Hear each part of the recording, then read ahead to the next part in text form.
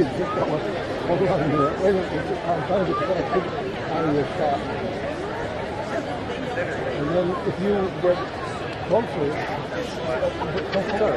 the three of you or four of you? You could do the whole row. Oh, okay. Hey guys, look over here. Ready? One more. Can I see them to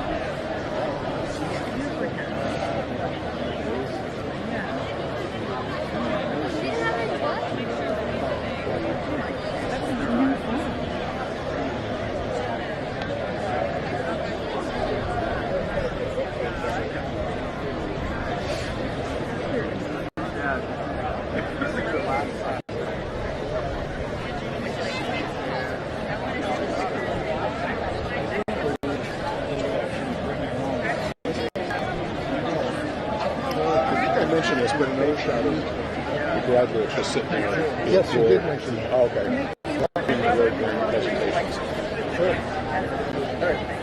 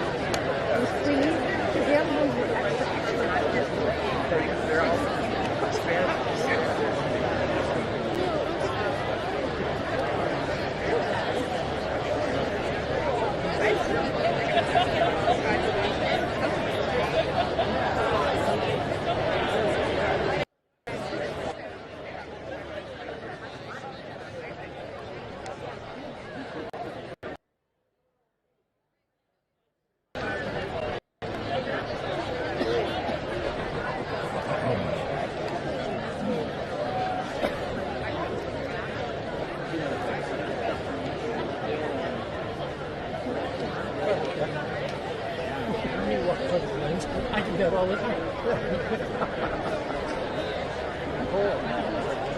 That's quite a lens you got there. Yeah, that's my real phone. There's three more lenses there than all the trade. You shoot wildlife?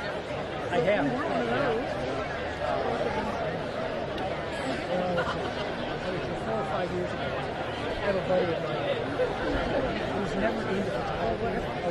Yeah. But all of a sudden, somebody's not even going down to the States. It's going to be 70,000. Good morning, everyone. We ask that you please take this time to find your seats. Our student orchestra will start with a song. During this song, find your seats, take a seat, and on the second song, we will begin our procession of speakers, trustees, faculty, and staff. Thank you. You spent 7,000 closing up. Let me turn this on. I told you. me with when you're ready to go. Or you go, you know, call me, I'll talk to the guy. See what you're getting, see what you're getting. Yeah, but you have a class. Okay.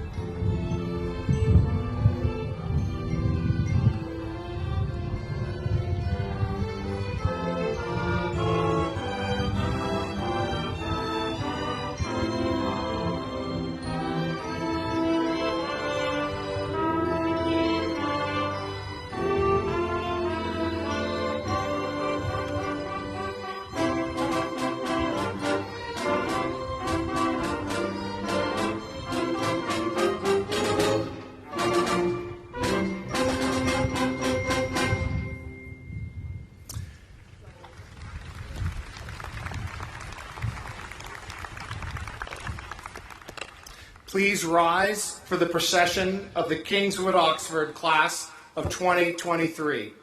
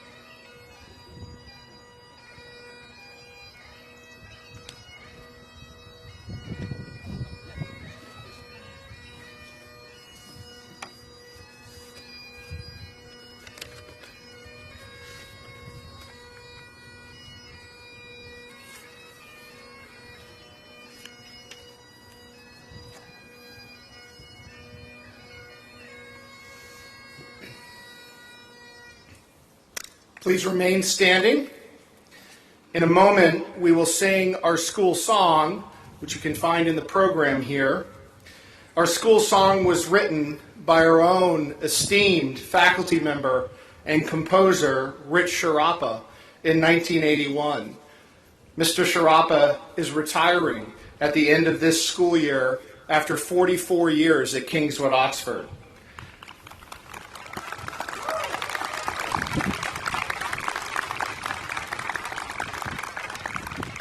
We are grateful that he will remain with us in spirit each year when we proudly sing our school song.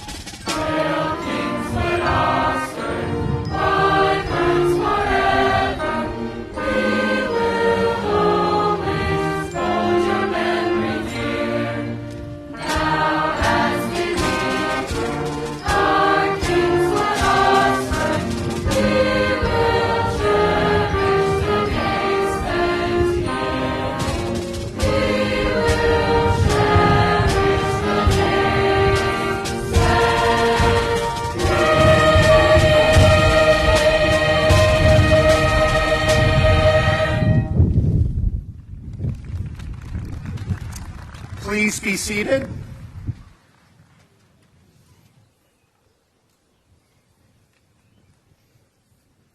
I, along with the trustees of Kingswood Oxford, welcome students, administrators, faculty, staff, family, and friends, and those watching from afar via the West Hartford Public Television live stream to Kingswood Oxford's 111th commencement ceremony celebrating the great class of 2023. It is my pleasure to welcome Mr. Ted Levine to the stage to lead our invocation.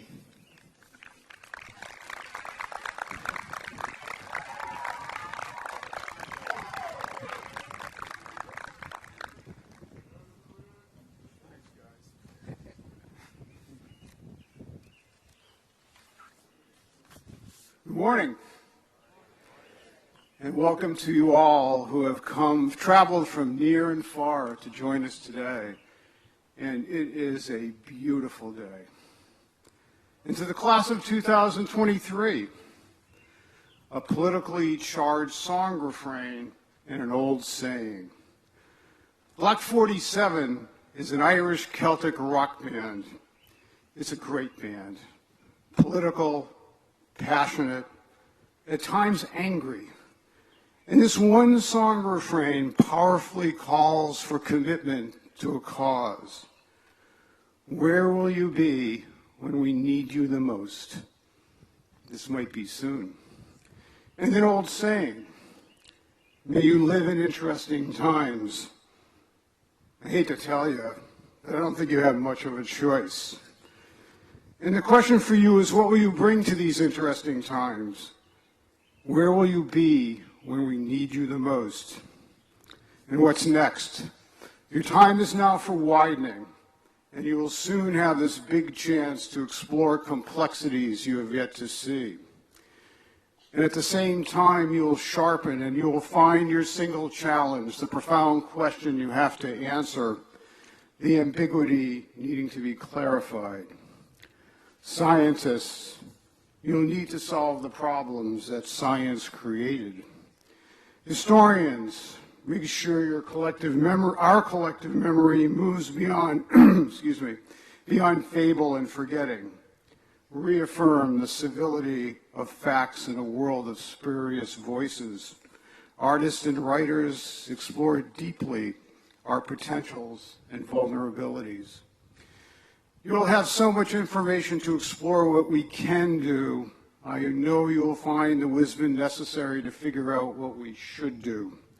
And all of you accept the challenges of these interesting times with confidence and prudence and modesty. Where will you be when we need you the most? So far, good optics. It's an inside joke. They're all inside. You have been a remarkably caring class. You are wonderfully talented, and we all saw this in so many moments. Last night, your class night, your exquisite photography and paintings and portraits offered brief yet deep glimpses of who you are, glimpses of you we would never catch just passing each other between classes. Your class night speeches let us know how you are ready to move on, to widen, and to sharpen. Quinn, you remind us how we all have first days here and how we quickly feel KO's kindness. And the best pizza may be in Ohio, but the best football is, all right, moving on. Just check the colors. Math as a spectator's sport. That was the line of the night, Rav. For you, creativity is messy and never linear, and through all the moments of both frustration and laughter, how KO journey is above all a confidence lesson. Chase, from first days and first friends onward, a community always encouraging, always widening, and how you created your unique milestones, shaping your distinct journey through KO. And Raj, last night you reminded us how many narratives make up our collective memory here. We all know how this community is made and it seems. These moments truly form a community of caring beyond self. And Hyder, you spoke of time. I know time. I've spent much time right here, and your time here was a blend of experiences, the shared ones and the ones singularly unique, and to value the time here and the host of memories made. Andreas, last night you spoke how choices are about intent and impact, and you know, these choices invariably create life's continuum as you ably move on. Alyssa, you wisely told us how kindness is composed of little conversations, both coincidental and meaningful. Your portraits and promises are always evolving, reflecting how this community embraces an ongoing reinvention of self and celebrates at once who you are and who you'll become. And Jada and Mac, last night you showed us how humor is a community's bond. So to the class of 2023, go do good things in these interesting times and stay connected to us. You have a community here that cares deeply about you deeply. Teachers who have listened to your ideas and nurtured your unique voices. Teachers who have read every word you have written. Teachers who have grown with you. You know what? You may never have this again. Not in college and not in life. So to all of you, a deep thank you. At times you surprised us. You certainly impressed us. And we wish you all the very, very best. Thank you.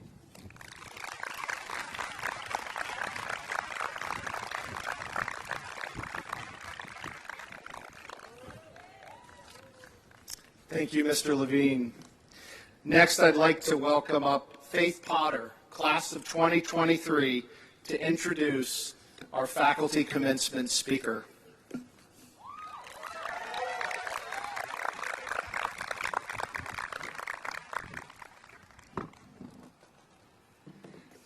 Hi everyone.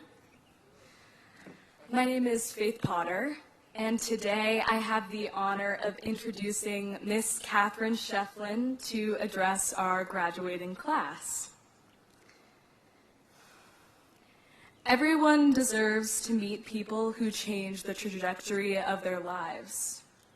Miss Shefflin was that person for me and so many others sitting before me today. A graduate of the prestigious Middlebury College with a BA in English and later her MA in English from Wesleyan University, Miss Shefflin is more than an accomplished person. After teaching over a decade here, she has become an integral part of KO. I mentioned earlier that people change people. The influence of today's graduation speaker is immense. The short 2 years I spent as an advisee in Ms. Shefflin's advisee group have single-handedly shaped me into the person I am today. A young Faith would be very utterly confused if she met me today. However, with a lot of time, I know she'd be very proud of me. Ms. Shefflin is the person who instilled those values in me over my time with her. That is something rare, and something I'll value forever. Her sage advice, wisdom, humor, and support have helped so many of us through the changes we endured to be sitting here as the individuals we are today. Someone who teaches is already of so much value to us, and one whose words and influence have the aforementioned effect of changing the trajectory of one's life is something unique to our speaker today. Ms. Shefflin is the teacher you'll never forget, the one you'll tell your kids about when they ask about you in high school. She holds a presence that's strong with her character alone, and that is something myself and others will try to emulate forever. On behalf of the graduating class, it's an honor to have our final words said by someone who at their very core is a teacher. Ms. Shefflin, you were elected to address us for a reason. Before I invite you up, I want to reinstate to the class of 2023 the values that you instilled in me over the past years. Just like you taught us, your words hold more value than you know. The things that you have to say deserve to be heard. You are an individual. You owe it to yourself to know that. And finally, you are worthy of all the good things that come to you. From the class of 2023, thank you for being someone who changed the trajectory of our lives for the better. It's my honor to invite the graduation speaker for the class of 2023 to the stage, Miss Catherine Shefflin.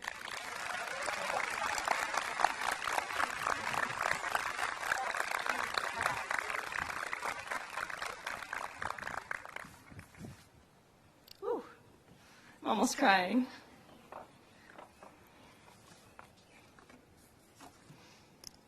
Faith, thank you so much. That was so thoughtful. And to the class of 2023, thank you for bringing me up here. Welcome, families, faculty, staff, friends, trustees, students, and especially the class of 2023. I have to admit, as I stand here before all of you, I feel like a bit of an imposter. The gown doesn't help. So when Mr. Dillo first approached me with your invitation to speak at graduation, I felt deeply honored. But when I thought about what to say, my stomach dropped. Yes, I hate speaking in public, but composing the speech was actually more anxiety-inducing. What could I tell you from the limits of my experience? This fear of being exposed as a fraud on stage here made me sick to my stomach. But this isn't the first time that I've felt like an imposter. And I know I'm not alone. So many people have this sinking, disorienting feeling that psychology has even given it a name, imposter syndrome. It's when you doubt yourself or your abilities in some area, feeling like an imposter or a fraud, often despite evidence to the contrary. I take some comfort in the prevalence of this kind of discomfort and in my own many experiences combating it, which convinced me that I actually have something to share with all of you. But before I get into that, I want to take a moment to thank you seniors. My love for your class in particular is what actually got me up on the stage today, which in March seemed like a Herculean task. Having advised some of you and taught others, I have to say that you really hold a special place in my heart. Whether we read books together, watched movies together, created podcasts together, worked on the KO News together, or simply spent time in my office, I've been enriched by my time with all of you. Class of 2023, you are a kind, thoughtful, talented, and creative group of leaders at this school. You've made an impression on those of us you leave behind. Anyone who was at class night last night knows what I'm talking about. Your class night was easily my favorite in the 15 years that I've been here. And as I look back on the year, I think of the passion you brought to your classes, to your teams, your art, your performances, and your clubs. You've truly been role models for the younger Wyverns here. You've grown so much in your time here, discovering yourselves through the best of times and the worst of times. Quite simply, you'll be missed. But while I'm here to celebrate your accomplishments, I want you to pause for a moment to recall a time when you weren't quite as confident as a student, an athlete, a performer, or a person. Everyone else in the audience, feel free to take part in this activity too. I want everyone to think back to a time when you felt uncomfortable in a new role, out of your element, self-conscious, when you just felt like a fraud. And I want you to hold that memory in your mind. I'll wait.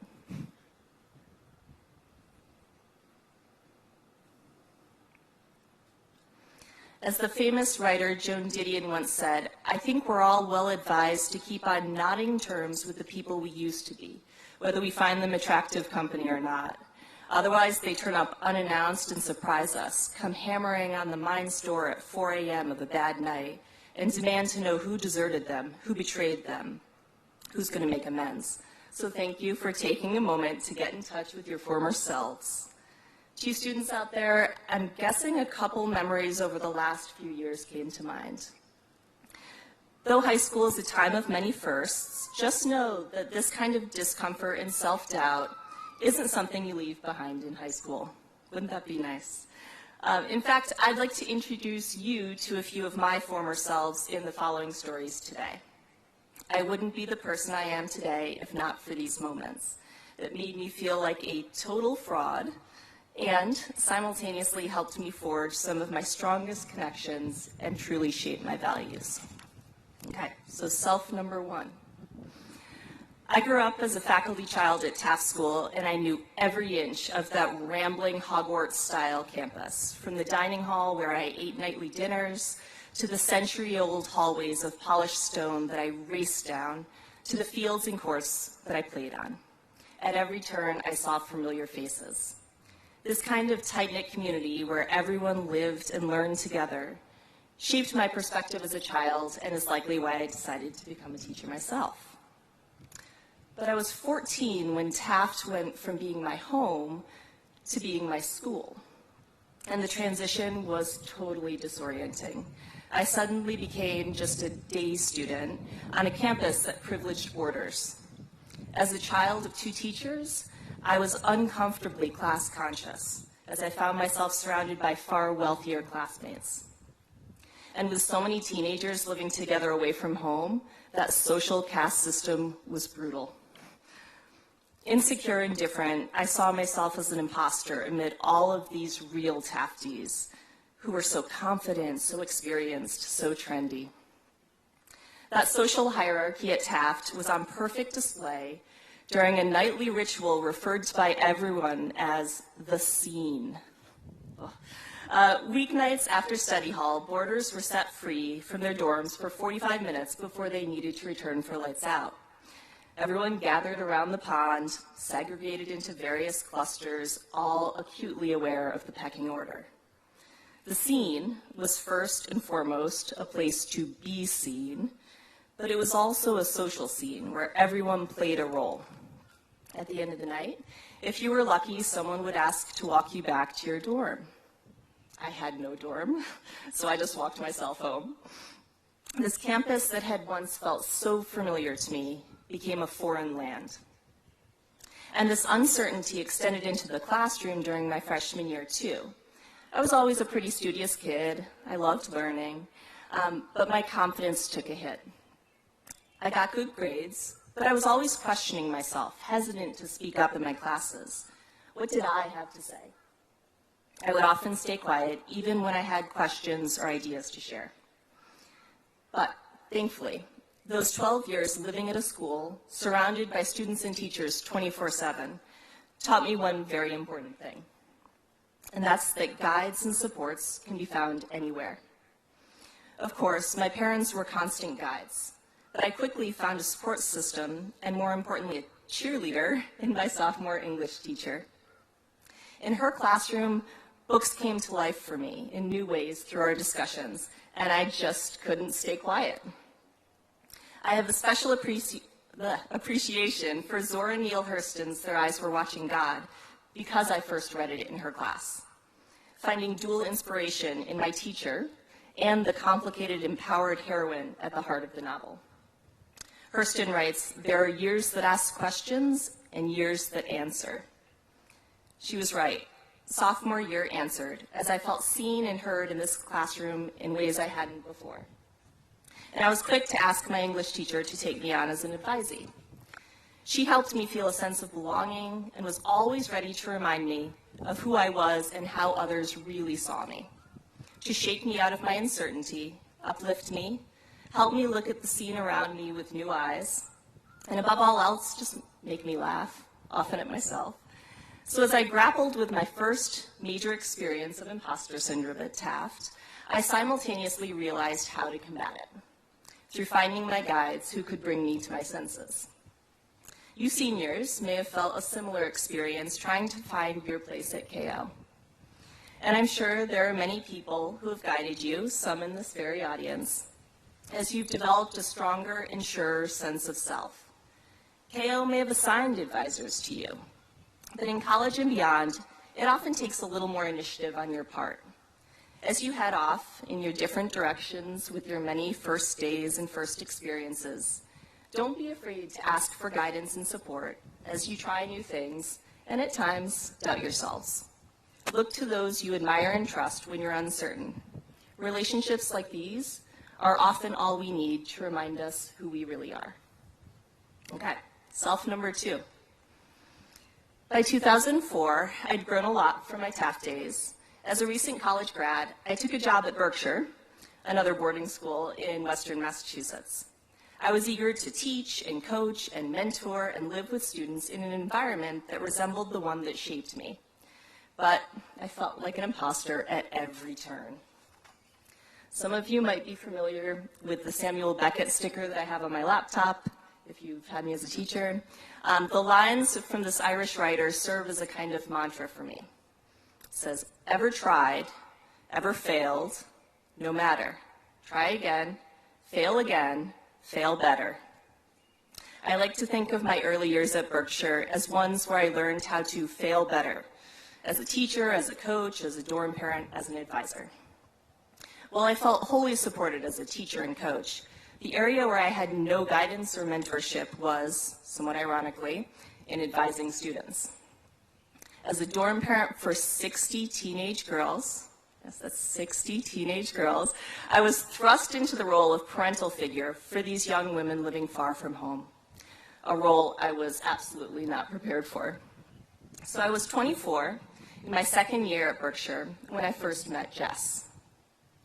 She was a new sophomore who had transferred to us from a hockey school in Minnesota. It didn't take me long to start questioning whether boarding school was the place for her.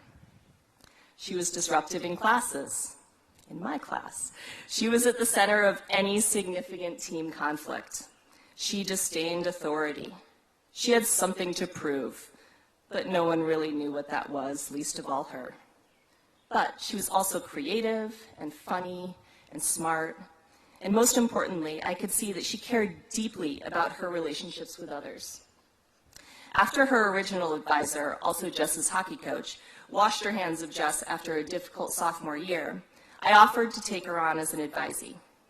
In my English class, Jess had found a poetic voice, using writing as a means of self-discovery, which I imagine was a scary thing for her at 16. She didn't see me as just an English teacher. I helped her navigate the rough waters of high school as she questioned her identity and her place at the school. The following year, an independent study in poetry with me brought us even closer as we met routinely to work on her writing. Jess was a regular in my dorm apartment, looking for comfort in the form of food or a simple talk, which inevitably became not so simple. That winter, as the nights became darker and bleaker, so too did her poetry. I started to really worry about her mental health. When I confronted her, she shared a lot, and I was abruptly thrust into the role of unqualified therapist. Though I cared for her deeply, I knew that the best thing I could do as a mentor was to guide her toward the help that she needed and bring her actual parents into the conversation. So I reached out to the school counselor, who then reached out to Jess's parents. I was instructed to meet her after class the next day and escort her to the counselor's office, where her parents would be waiting, ready to take her home early for spring break. I have to say, I was filled with uncertainty and doubt as I questioned whether I'd done the right thing. Jess would inevitably see this as a betrayal. And I remember that confrontation well as I waited for her outside of her history classroom, ready to share that I had talked to the school counselor, that many of us were worried about her, that she had no choice in the matter and needed to return home with her parents. I'd like to say that conversation went well. It didn't. Her initial concept of what she needed from a mentor was far different from what she actually needed. But when Jess returned her senior year, our relationship grew even stronger. In supporting her, I learned so much about myself, both my limitations and my strengths, as this experience of profound self-doubt taught me the value of using my experience and empathy to be the guide for others. As the great novelist and teacher Toni Morrison said, I tell my students, when you get these jobs that you've been so brilliantly trained for, just remember that your real job is that if you are free, you need to free somebody else. If you have some power, then your job is to empower somebody else. These words hang on the wall of my classroom, and they're ones I live by. This year marks Jess's 15th Berkshire reunion, and she and I are still in touch. As a musician, semi-professional women's football player, surgical technician, EMT, Coast Guard member, firefighter, spin instructor, and pilot, Jess has continued to discover herself and help others in so many ways, while simultaneously making my career as a teacher look pretty mundane. And finally, self number 3. I was 33 when I experienced my most recent major bout of imposter syndrome, probably not my last. Some of you know that I have 8-year-old twins, Julia and Eli, who I'm lucky to have in the audience over here. Back in 2014, I had 10 years of practice trying on various parenting roles in my teaching career. But these relationships could never really prepare me for actual parenting. As I navigated the second semester of the 2014 school year, I found myself transforming into a lumbering house of a woman. I was frustrated when they wouldn't let me coach third base in softball, but other than that, I embraced my new identity. Again, I didn't see myself as I actually was. Because of my relatively blissful pregnancy, I was blindsided when I went into labor prematurely on a humid August night, 6 weeks before my due date. While I was comfortable with the idea of motherhood, I was in no way prepared to actually be a mother. After the twins were born, they were whisked off to the neonatal intensive care unit. And I'll never forget the complicated and unfamiliar mix of intense love and panic that I experienced when I first saw them sheltered in their individual isolates. Machines measured the baby's vitals as they were hooked up to feeding tubes and IVs and sensors. Unlike a serene hospital room on the maternity ward, the NICU was a cacophony of buzzes and beeps, punctuated occasionally by the faint, plaintive cry of a tiny infant. It was remarkable how much care they needed to exist independently. Rotating nurses kept them on schedule and charted their progress 24 hours a day. How could I possibly parent these precious babies? Turns out I was a quick study. My husband and I came to know all of the nurses on the different shifts by first name as they gently taught us how to care for these fragile 4-pound beings. They were my unexpected guides in parenting. It wasn't long before I became adept at changing a diaper amid countless wires as I handled the kids through the armholes of an isolette. I learned how to cradle a baby in one arm, head resting in my hand, feet barely reaching the crook of my elbow, and feed them tiny bottles that I held between thumb and forefinger. I learned how to sponge bathe them in small pink basins the size of a book, and my swaddling skills were off the charts. When the twins came home over Labor Day weekend, stronger and healthier, I finally had them to myself, and a new kind of terror set in. It was now my job to keep them alive. Adjusting to life as a parent of one baby is enough. 2 is at least twice as hard. Feeding 2 babies, managing 2 sleep schedules, learning what the pitch of each different cry meant, changing that many diapers. It was exhausting and overwhelming and amazing. Having believed I was an imposter so many times over the years, I was able to see that some of my anxiety was simply irrational. I could handle the challenge. And those times I couldn't handle it, when I failed, I simply tried again, sometimes failed again, hopefully failing better. I certainly leaned on my guides. Thank you, Meg Kasprack, amazing mother of twins. But I also leaned into discomfort, knowing that I could get through it. Of the many lessons that my children have taught me, perhaps the most important one is that anxious feelings, doubts, or worries aren't always bad. In fact, they're often a sign that we're on the edge of growth. New disorienting experiences sometimes give us the opportunity to fail better, and ultimately grow. A little bit of discomfort and doubt can push us out of our routine and complacency. It can be transformative. So, as you seniors embark on the next leg of your journey, it's okay if you do so with a degree of discomfort.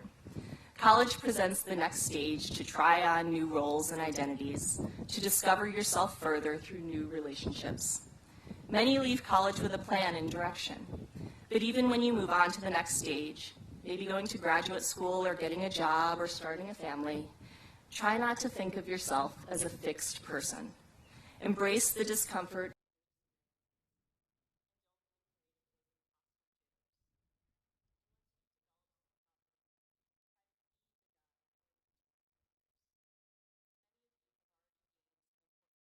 Experience right here at KM.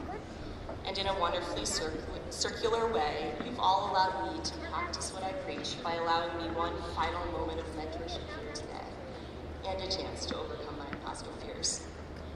You may not spend your entire lives in schools like I've done, but as you move on from this campus, keep looking out for those you can support and uplift, those you can shake out of the grip of their imposture. Mentorship isn't always easy, but it's one of the most important things we can do. You might remember the advice that Holden's teacher, Mr. Antolini, gives him in The Catcher in the Rye. Seeing how uncertain and depressed Holden has become, Mr. Antolini reassures him that many people have been just as troubled as he is, some even keeping records of their troubles. He advises Holden, you'll learn from them if you want to, just as someday, if you have something to offer, someone will learn something from you. Salinger refers to this as a beautiful reciprocal arrangement, underscoring the importance of finding guides and being a guide for others. So, class of 2023, in your days ahead, I hope you find your way into many beautiful reciprocal arrangements, both with others and with your former selves, leaving you feeling less like an imposter and more like a genuine success. Congratulations and thank you.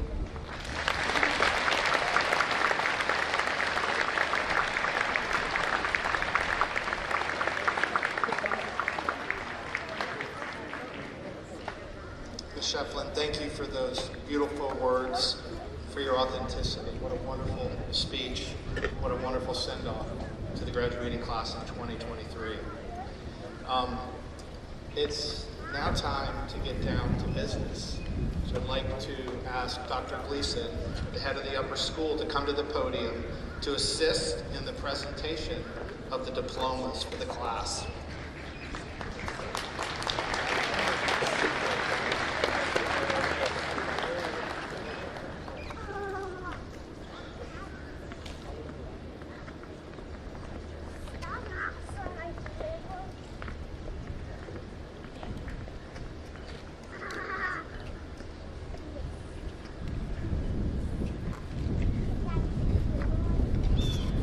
Jacob Allen Amber.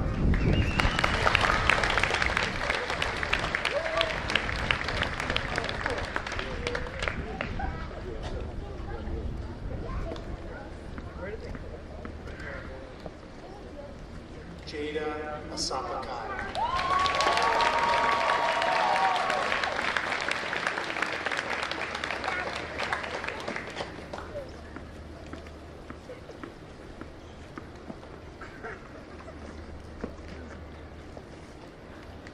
Samantha Asia.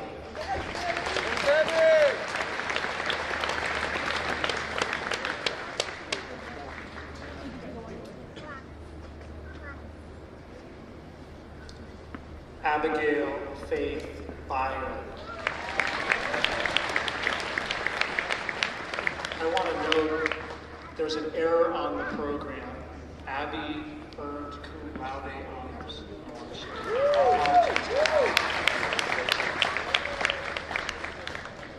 Elias Tapper Brandt.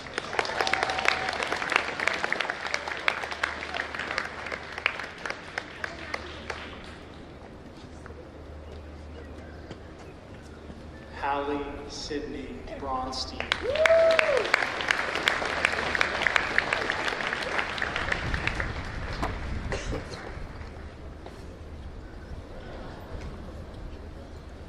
Cody Robert Brew.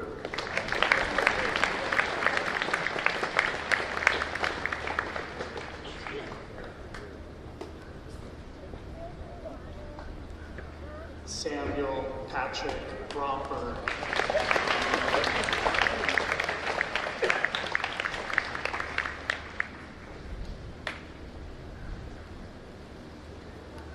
Sophia Grace Brunali.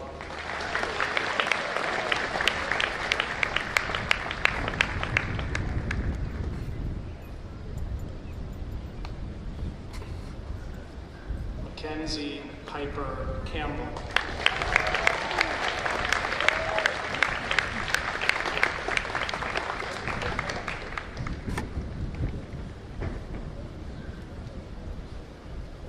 Colton Lewis Costanza.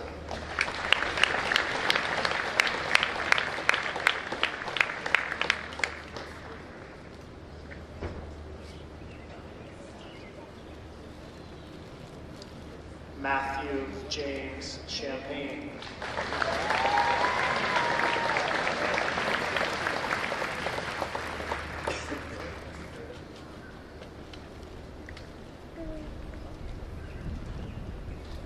Tess Isabel Chapman.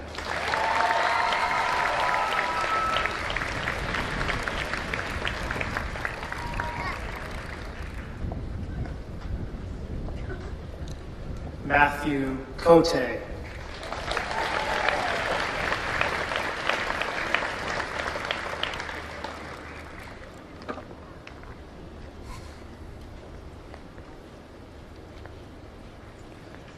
Jaden Elijah Curcio.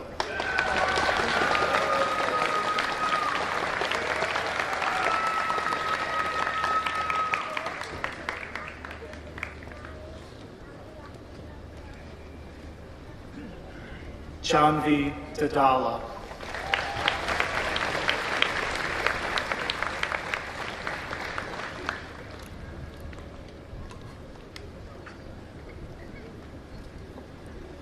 Jordan DeMoro.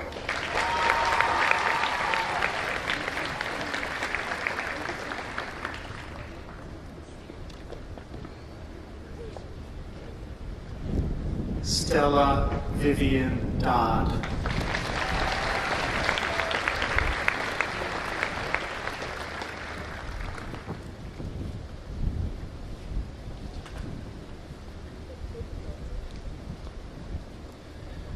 Kira Emily DeNervin.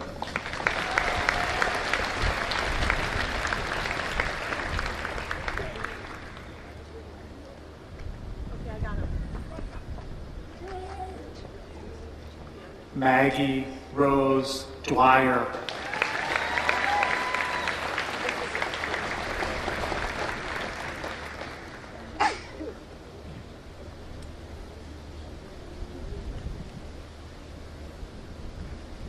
Charlotte Grace Eberly.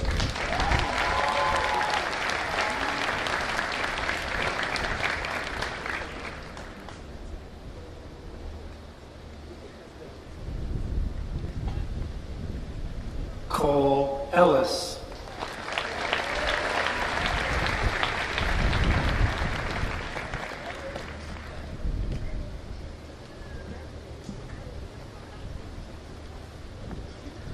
Emily Mady Evans.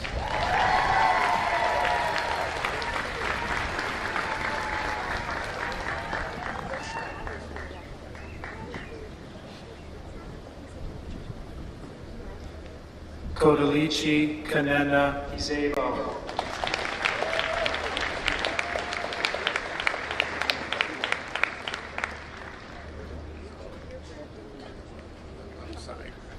Caitlin Elizabeth Finnerty.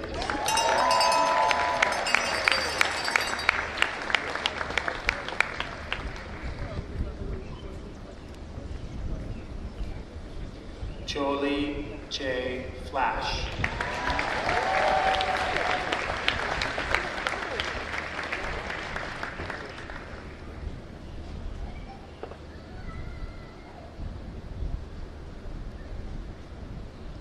Chase Marshall Fountain.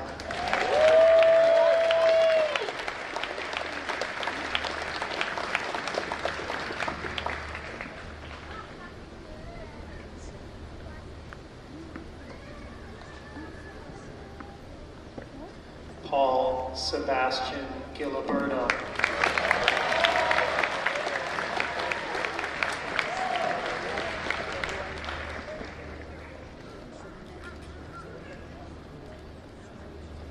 Sophia Gabrielle Glazier.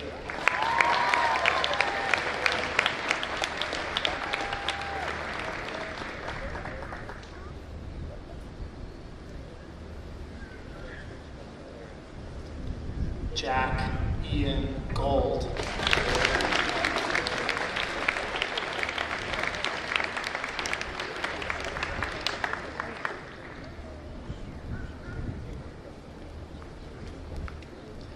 Dalton Jamal Grant.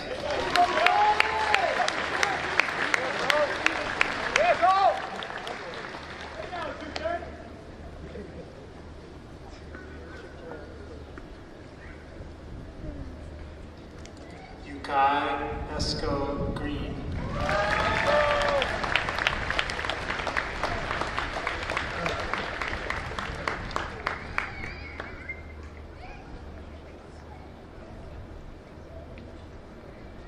Gavin Griffiths.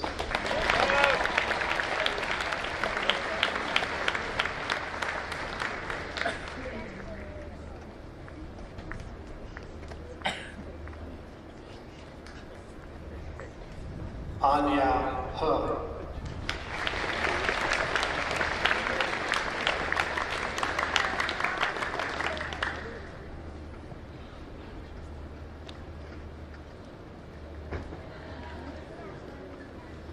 Annabelle Tate Jacobs.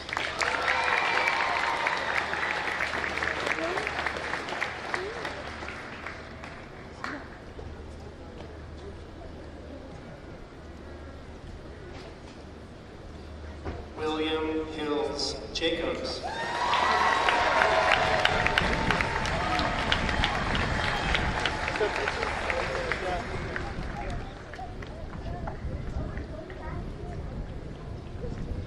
Syed Haider Mohammed Jaffer.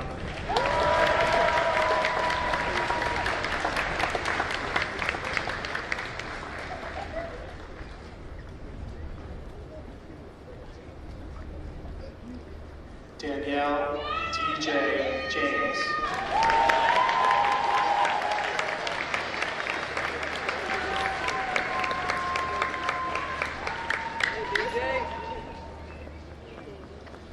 Jacob Endel Joseph.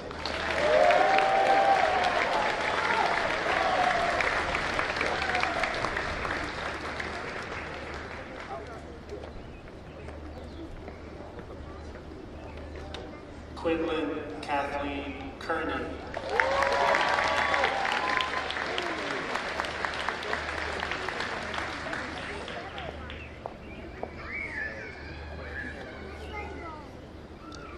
Garrett Joseph Kelly.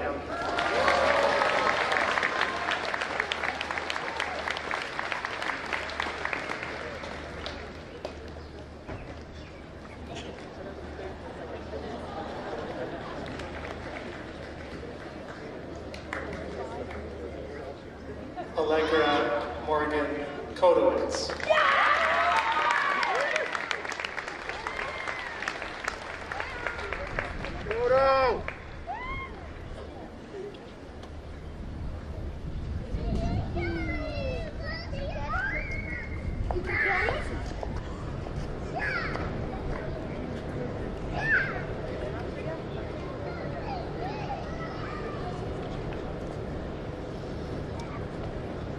Aman R. Kumar.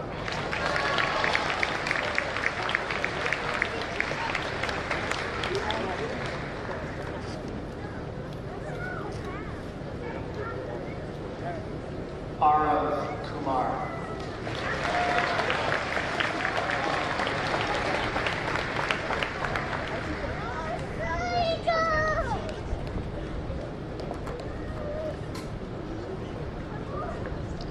Chin-Ho Kun.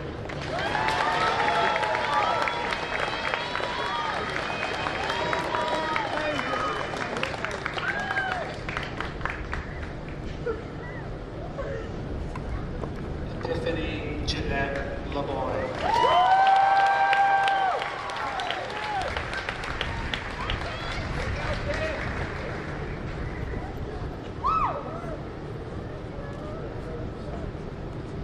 Aiden Khan Ladwick.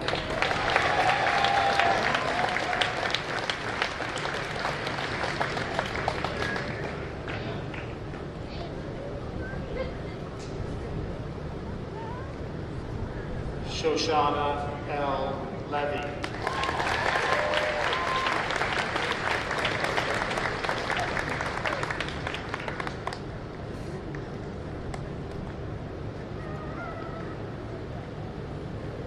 Junshu Lucy Lee.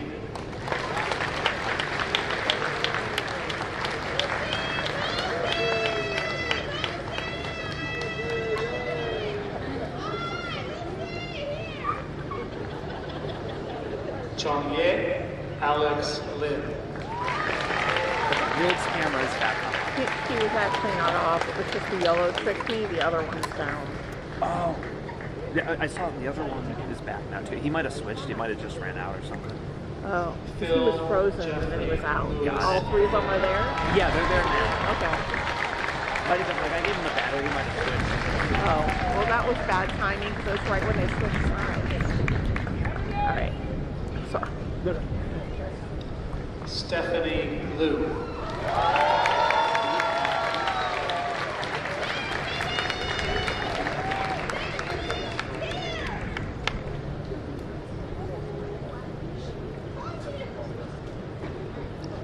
Benjamin Margolis.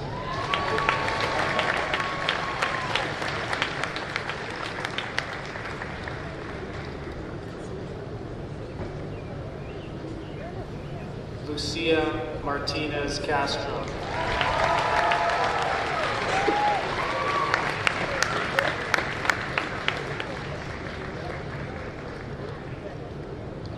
Alice Olivia McClure.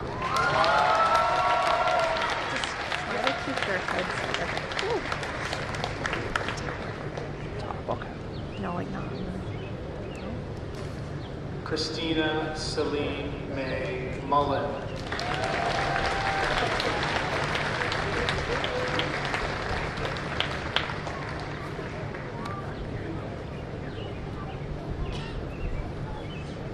Manu Ramaswamy Narasimha.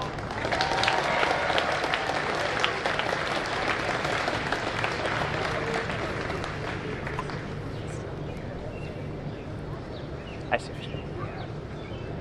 Brady Jason Nichols.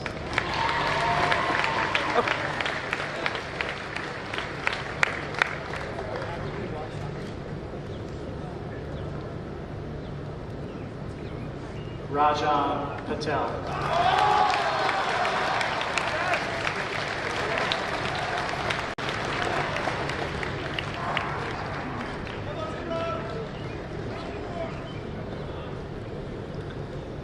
Sata Jasmine Takun.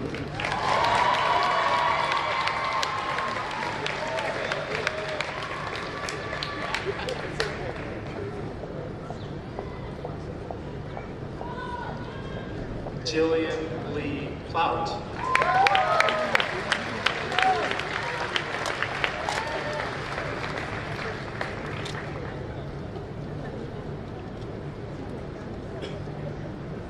Faith Brinkley Potter.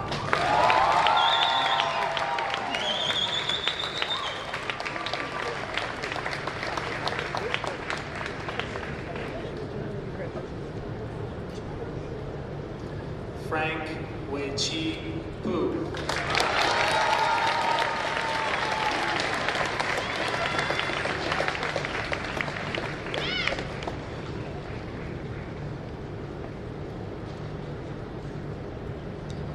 Nathan Rapp.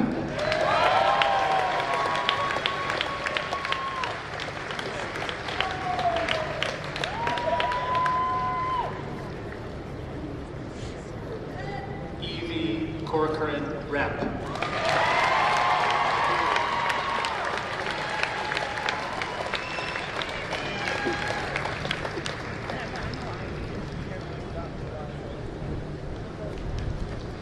Christian Carlos Rivera.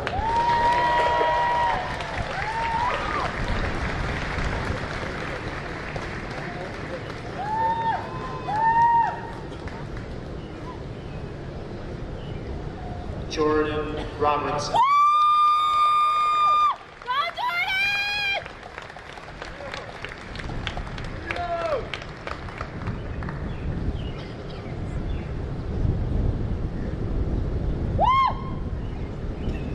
Luke Benjamin Rowan.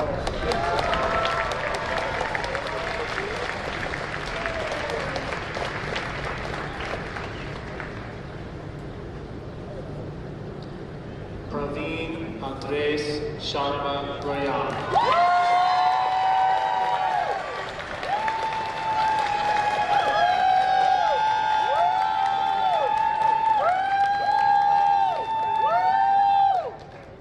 Maxwell David Sams.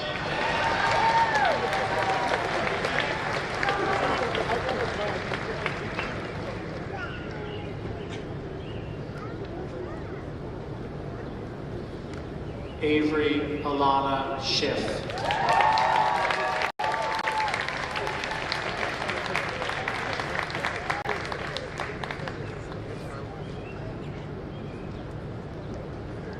Preston James Wilcox Seaver.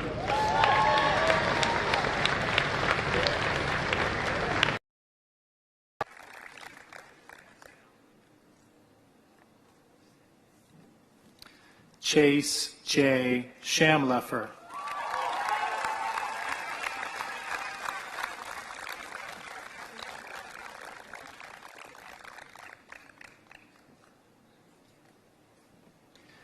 Benjamin Samuel Stengel.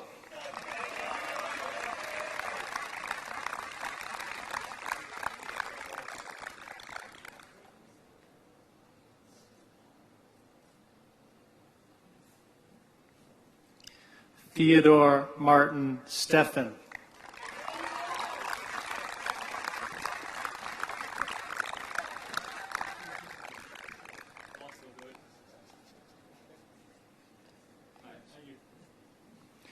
Kira Elizabeth Sullivan.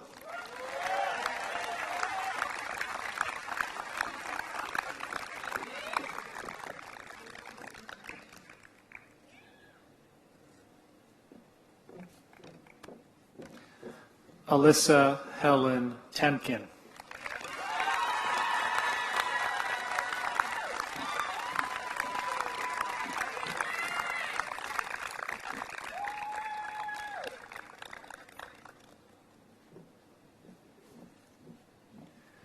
Bella May Theodorou.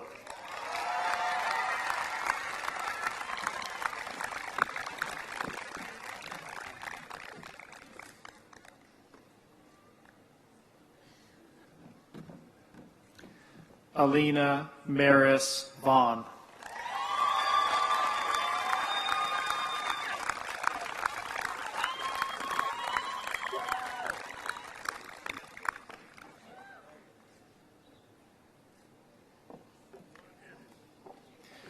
Haley Jane Williams.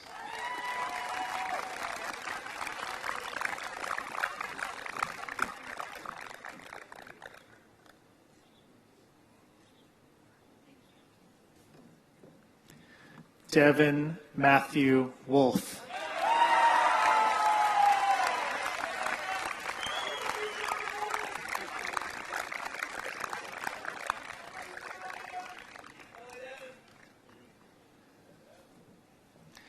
Aubrey Jane Wolfrat.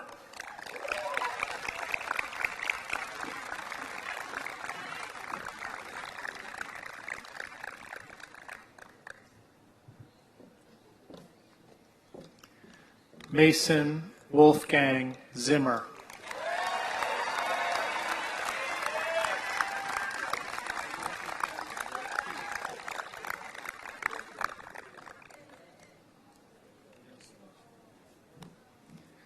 Joshua Christopher Zukowski.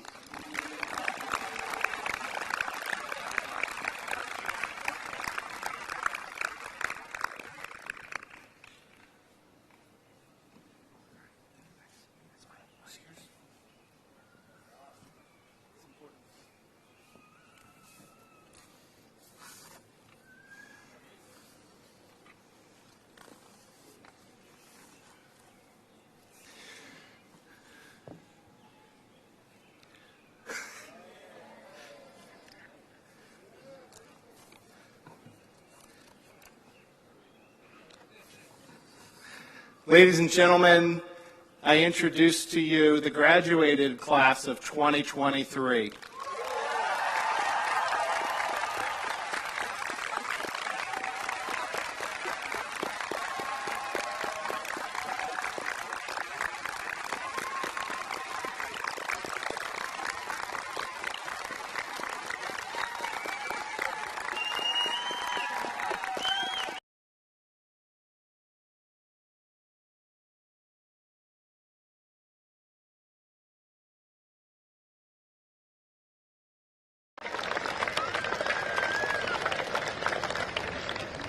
Please be seated.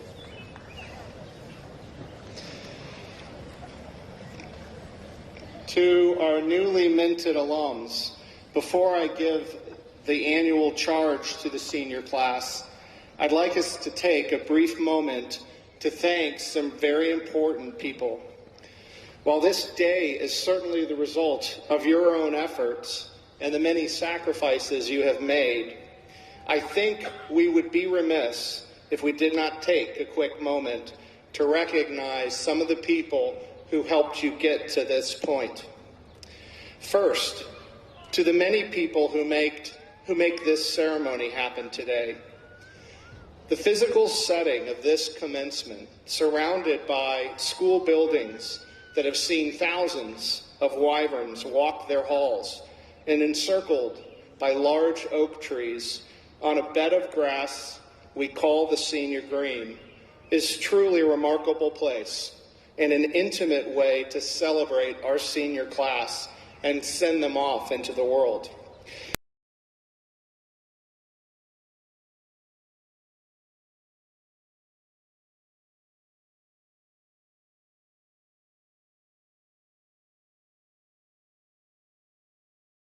Nice.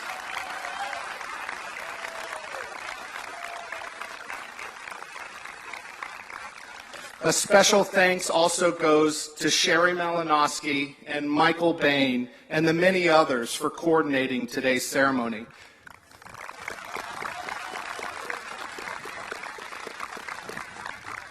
We also owe a great debt of gratitude for the trustees of Kingswood Oxford School.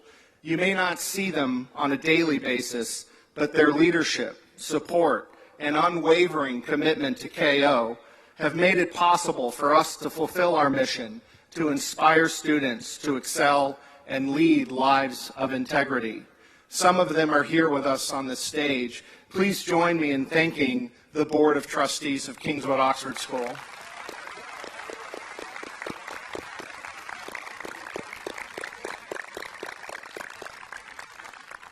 To our parents of seniors, thank you for sharing your amazing children with us.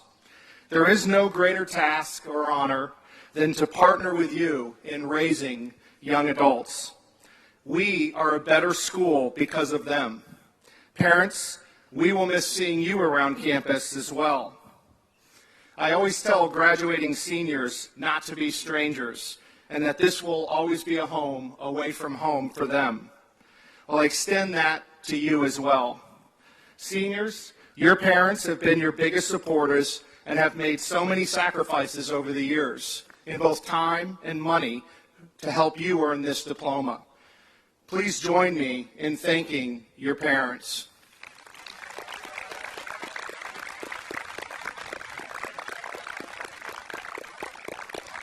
And lastly, to the great faculty and staff of Kingswood Oxford School, where would you be, seniors, without this incredible group of talented and caring adults who brought you into their lives, shared their passions with you, challenged you to reach heights further than you believed you could, and picked you up when you fell down? Please join me in thanking the amazing faculty and staff of KO.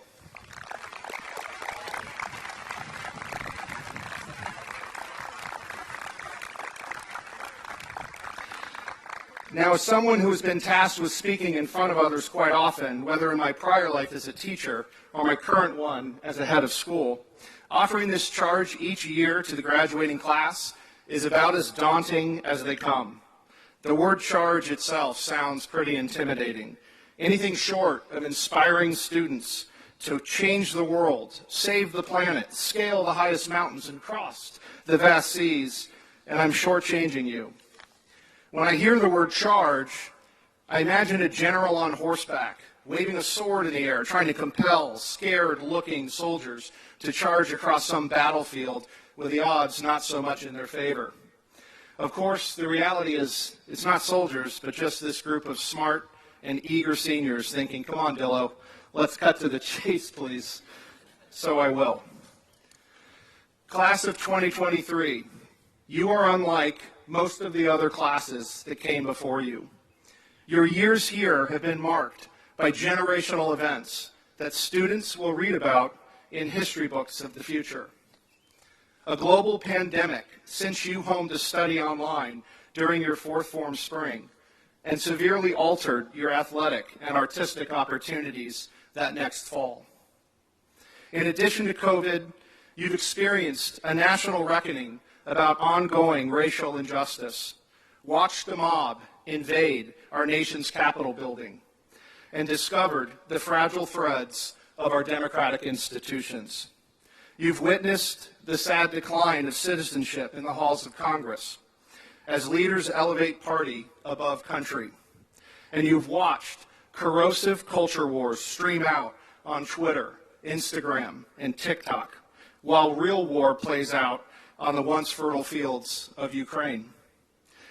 That's a lot to take in just a few years, and you would have every right to complain, to cry foul, to curse fate. But you didn't. Instead, you stood tall and showed our leaders what respectful dialogue looks like, how to compromise for the good of the whole, how to lead with love rather than anger. During COVID, you amazed us with your strength, your resilience, and your positivity. You got punched in the face, but you got right back up and said, "Is that all you got, world?" These experiences have shaped you, they've sharpened you, and they've made you better prepared for the journey ahead. And your talents burst forth on the stage last night like a butterfly breaking out of its cocoon after a long, latent slumber. More than a few faculty members, some of whom have been here for more than 30 years, commented to me that it was the best class night they've seen yet. It was truly a celebration, as well as a declaration that you are here and that you're not done yet. If I were a betting man, and sometimes I am, I would put money on you. This class is going places. So what can my charge be to a class that is already ahead of the game? I'll offer you one charge that I think you've earned, and two others that I think will help keep you grounded and will bring you peace in your life's journey. First, given the challenges that you've faced, I charge you to make up for some lost time. Have fun. Take a day off every once in a while, like my 80s hero Ferris Bueller did. My favorite quote from that iconic movie, other than, "Well, with your bad knee, Ed, you shouldn't throw anybody," is, "Life moves pretty fast. If you don't stop and look around every once in a while, you could miss it." I charge you to stop and look around every once in a while. You've earned it. Secondly, for as self-actualized as you already are, you're also not yet a finished product, and there will still be times when you will make mistakes. When you do, whenever you are at fault, I charge you to own it and to say you're sorry. The only thing keeping you from doing the right thing, from correcting a wrong, is pride, and our ego is the main obstacle to growth. To quote Sophocles, "Everyone makes mistakes, but a good person yields when he knows his course is wrong and repairs the evil. The only crime is pride." And finally, when you have been wronged, I charge you to let go of anger and to forgive others. Allowing a grudge to persist will either lead you down the dangerous path of revenge, where you will only add more negative energy and anger in the world, or to adopt feelings of self-pity, where you will begin to define yourself as a victim. Both of these are ultimately forms of self-incarceration. Holding a grudge or withholding forgiveness is chaining yourself to your anger, and it can literally weigh you down. Researchers in the Netherlands discovered that people who are more forgiving can, on average, jump higher than people who hold grudges. I'm not kidding. Subjects in this study who were asked to write about a time that they forgave others averaged the standing jump of 11.8 inches, while those who were asked to reflect on a time that they withheld forgiveness averaged only 8.5 inches per jump. Other studies have actually indicated that people who forgive perceive hills to be less steep.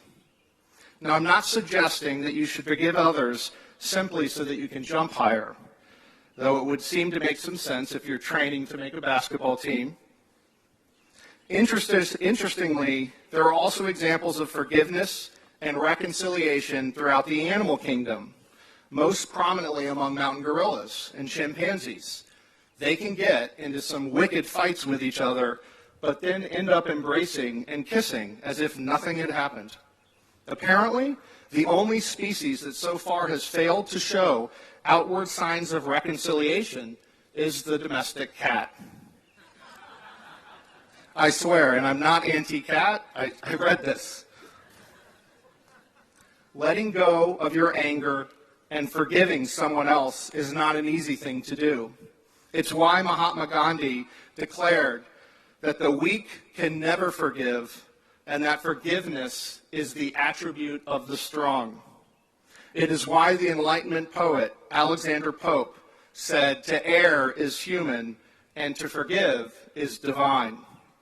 It requires a great deal of humility, compassion, and overcoming to forgive someone who has wronged us, because in doing so, we acknowledge that we too are not perfect, that we too are capable of harm to others. In his Waking Up app, the philosopher and neuroscientist Sam Harris reminds us that all of us are dealing with something. Almost everyone you meet is practically drowning in self-concern, he says. Just look at them. Listen to them. They are broadcasting their own self-doubt and anxiety and disappointment. They are worried about what others think of them. If you get out of yourself for a moment, if you could just take a step, if you can just take a step back from feeling implicated in what's happening around you, you will generally see that you're surrounded by a carnival of human frailty. So compassion is available. Seniors, we're all on this planet together, imperfect beings, striving and seeking acceptance. So let go of your anger and forgive others.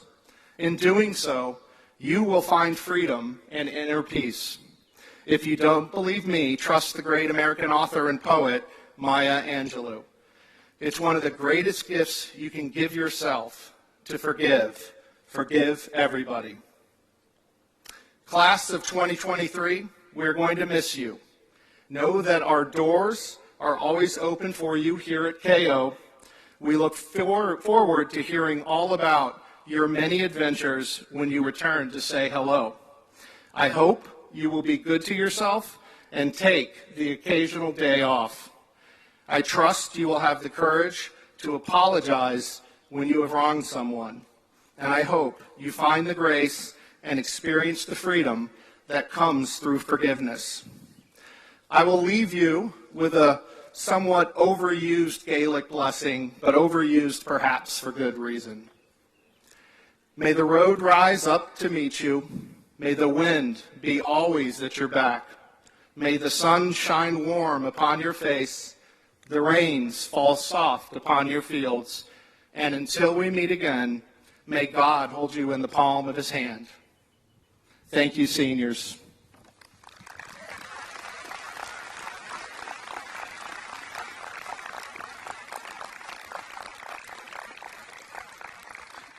I'd like to now invite Mr. Rob Keif to the stage to give the farewell message.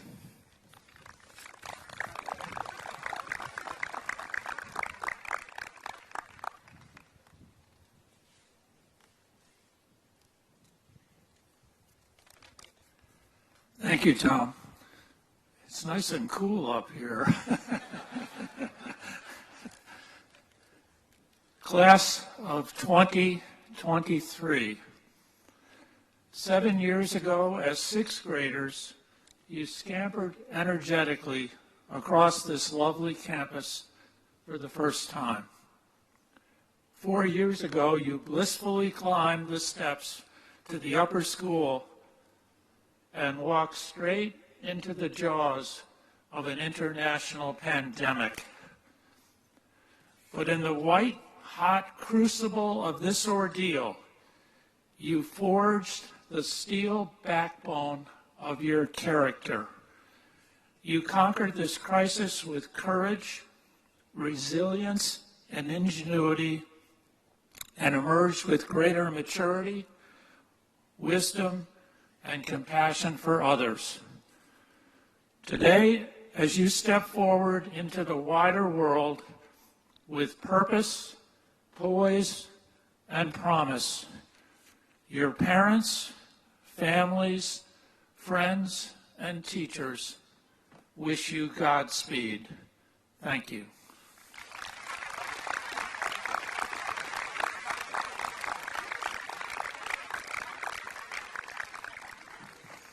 Thank you, Mr. Keif.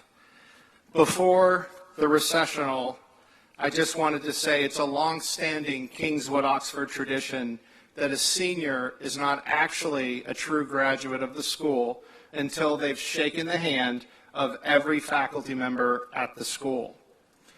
Seniors, as you process off the green, please make your way to the receiving line that will be on the circle behind me to participate in this tradition. Parents, please feel free to take photos during the receiving line, but please also be sure to allow space for seniors and faculty to say farewell to one another.